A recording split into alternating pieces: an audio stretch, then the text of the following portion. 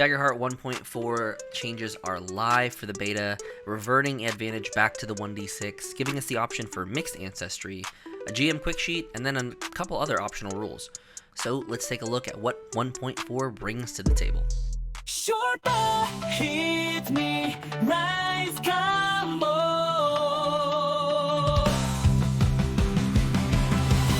So I'm going to be covering some of the changes that they had and really covering what they did in the live stream and what Matt and Spencer spoke about.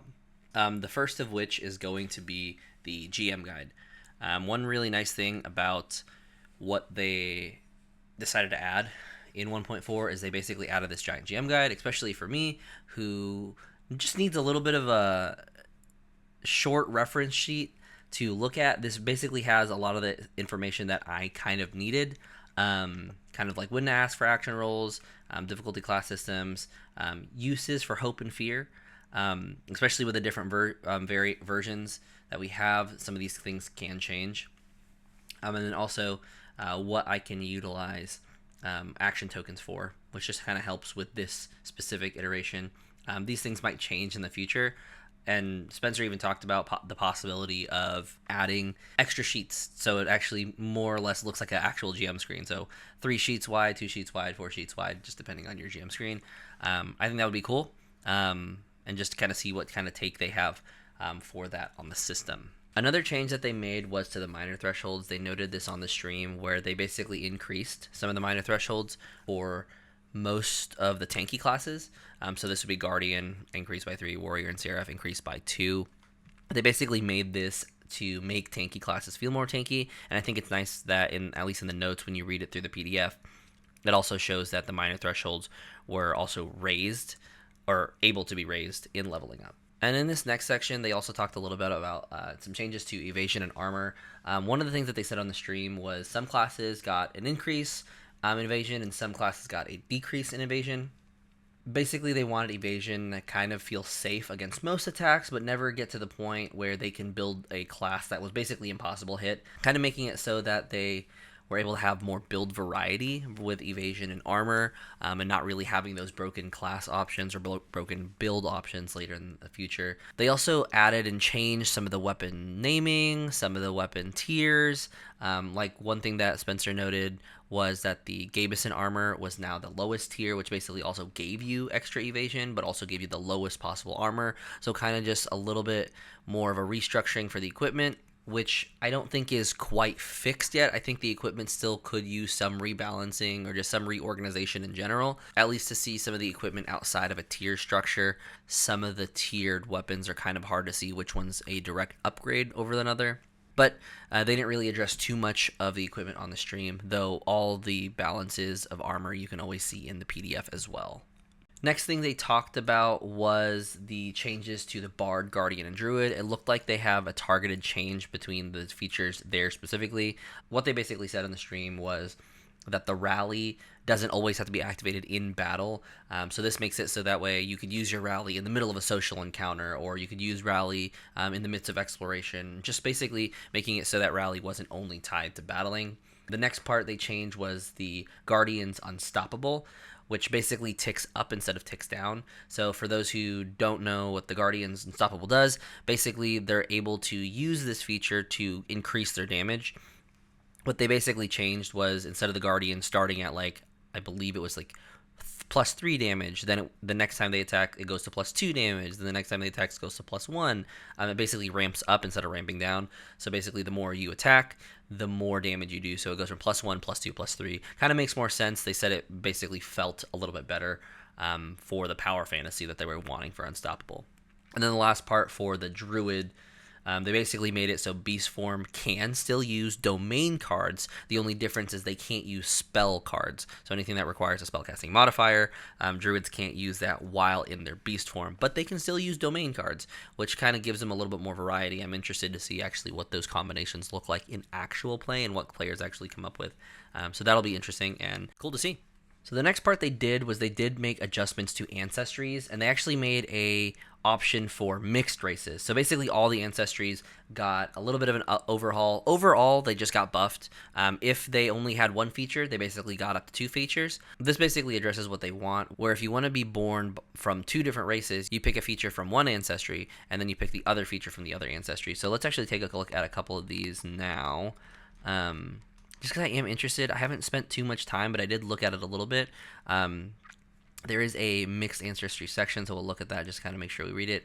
I looked at the clanks, but there was one that someone said was just really good, like the Dracona, the scales adding an extra +1 armor. They didn't originally have that, but I think that totally makes sense with how Dracona are said in their lore. So I think that's a really cool change.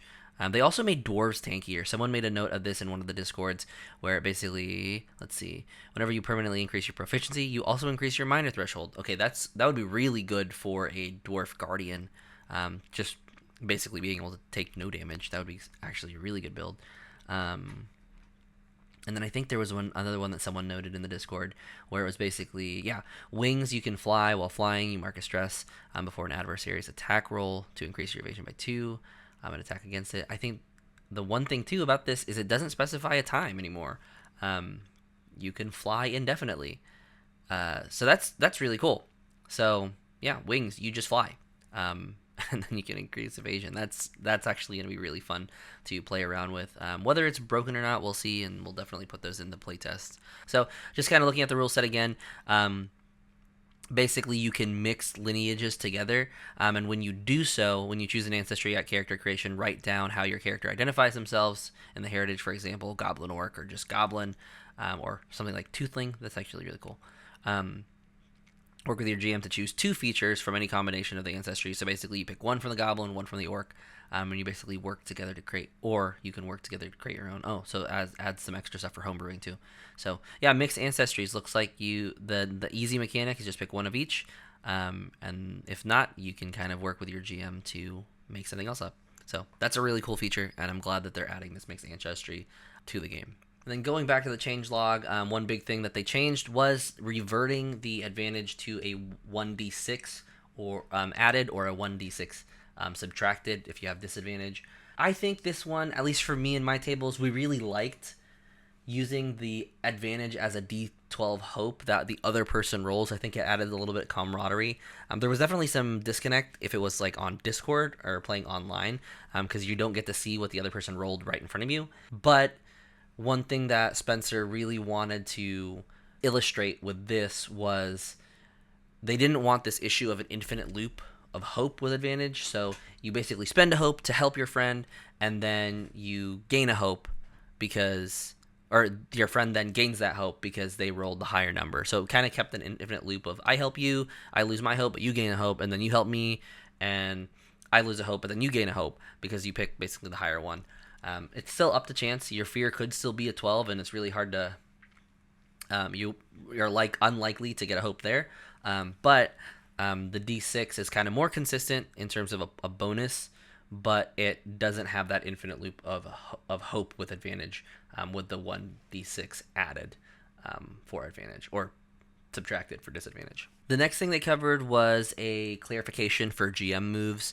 There was a lot of confusion on whether to take a fear or take a GM move. Basically, they added this section here in this chapter 3.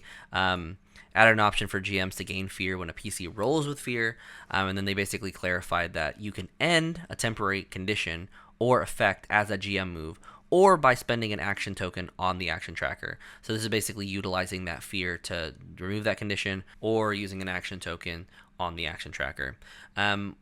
How this is implemented, I think we'll still have to play around with it, as in 1.3, it was when a player rolled with fear, the GM can either choose to take the fear or make the GM move.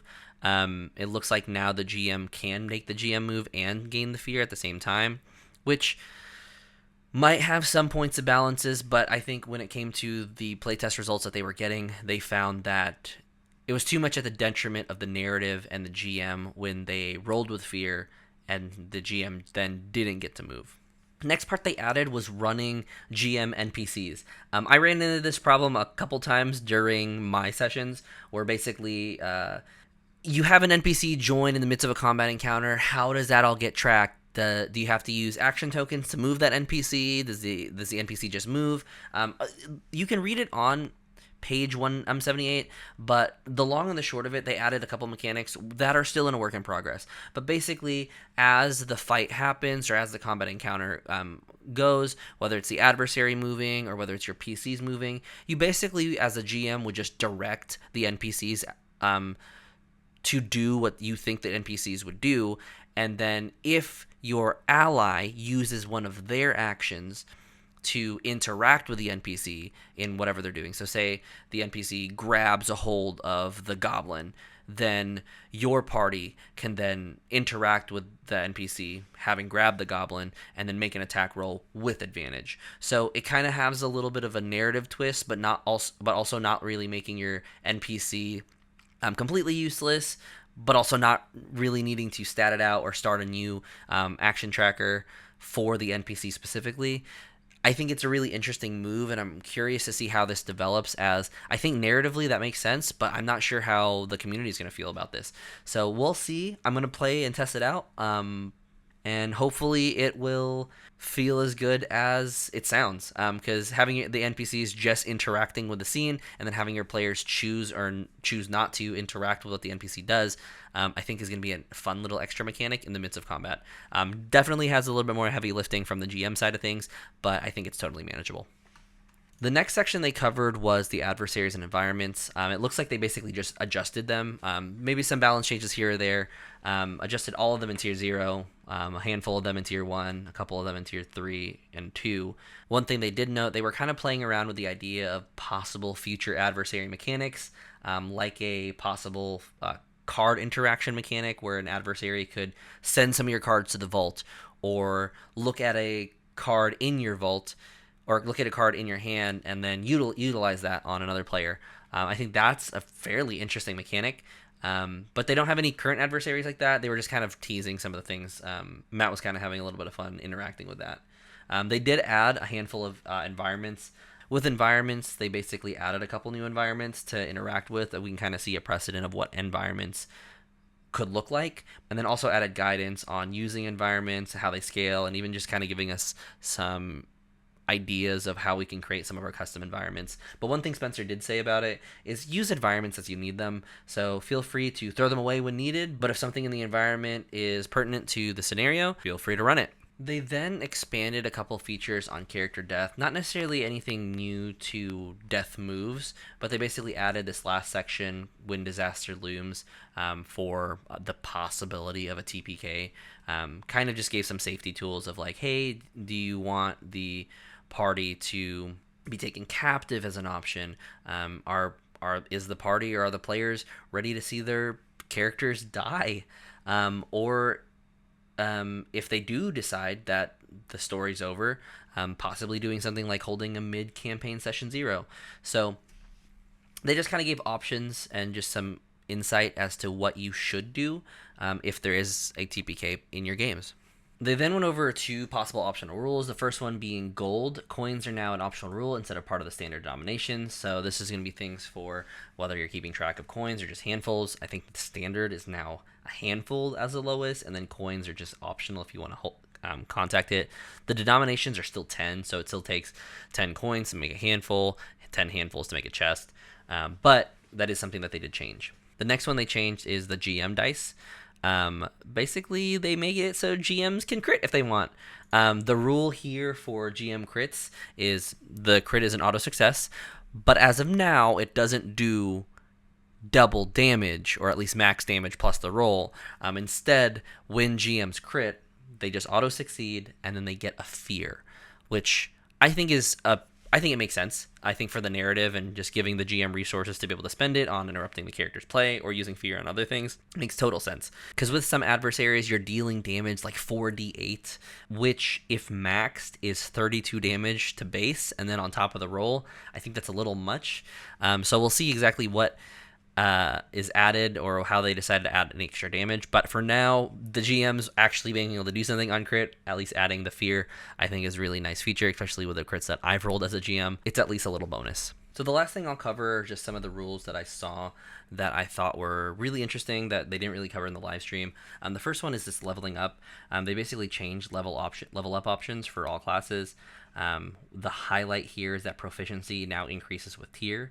So basically, you get free proficiencies at levels 2, 5, and 7, which I actually think this might be a typo because I think I saw on the character sheet that the 7 was actually an 8. So we'll see what that actually is, and then minor thresholds increase as a option for all classes. So I think this makes it so that everyone has more consistent damage. But the nice thing is, at those off levels, you can still choose to increase your proficiency by at least 2. So you can have maxed out a 6dx or 6d, whatever the number is, of damage if you choose to get 2 extra proficiencies on level ups. And then so with that, that's basically what happened in 1.4. In the live stream, they also had a couple questions. I'll just quickly go through how they answered it. The first part is the tier 1 adventure ready? It wasn't quite ready. Spencer said something about how they're playtesting it this upcoming weekend as the time of this recording. And so hopefully it'll be ready soon. The one thing is we did get the name of the tier 1 adventure, which is also leaked on Gen Con. So on Gen Con, we see that the event for the tier 1 adventure is called the Marauders of Windfall. Spencer kind of went with a little bit of a description of it, where basically it's an adventure on the skyship where you basically run into marauders. But also went through a couple of the features that you're going to get with the adventure. It comes with some printable environments like a printable mast, then also some new art for the pre-generated characters, so like Marlowe, Barnacle, and Varian, and all the other characters that you get on the pre-gen from the Sablewood Messengers. So with that, we also know it's a continuation from that previous adventure. They also went over a couple questions on what they needed help with playtesting. They said that levels 4 through 8 is where they need the playtest most. Basically, a bunch of players were creating characters, leveling up to 3, kind of then stopping and then creating another character, or even some people were just going all the way to the end, creating level 9 and level 10 characters, seeing what end game is, and kind of playtesting it that way. They really do need help from levels 4 through 8 in terms of playtest material and what they want for features. And then they did actually tease a couple little things about what they're actually working on. They've said a lot of stuff. The first thing, though, is their priority is laying the foundation of Daggerheart. They want to make sure that they perfect and really understand what they want as a product to give to us in terms of what a tabletop RPG should be. But then afterwards, they did talk about all sorts of expansions. So Matt and Spencer talked about the idea of possible classes. So we might have more than just the 8 classes we have. Domains, communities, and basically everything, Ancestries, all of it. But the one thing that a lot of people were kind of alluding to and really have been asking on the Reddit and on the Discord is the idea of pairing mixed domains. So mixing things like the Grace and Sage domain. That's a combo that isn't currently out in Daggerheart, but having a possibility of something like that I think is really interesting, and we'll only just speak of the expansions to come with Daggerheart. So that's 1.4 in a nutshell. If you liked what you see, don't forget to like, comment, and subscribe. If you want to talk more about Daggerheart, feel free to join the Discord. And if you want to play Daggerheart, I always have games up on my Start Playing page. Both of those will be linked in the description down below. And as always, look over those changes. Don't forget to test out Daggerheart, and I'll see you in the next one.